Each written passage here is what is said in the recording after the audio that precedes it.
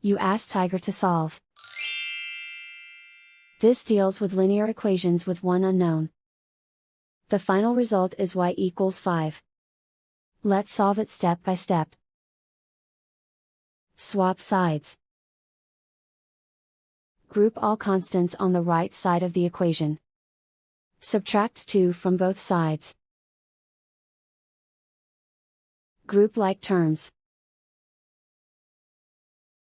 Simplify the arithmetic.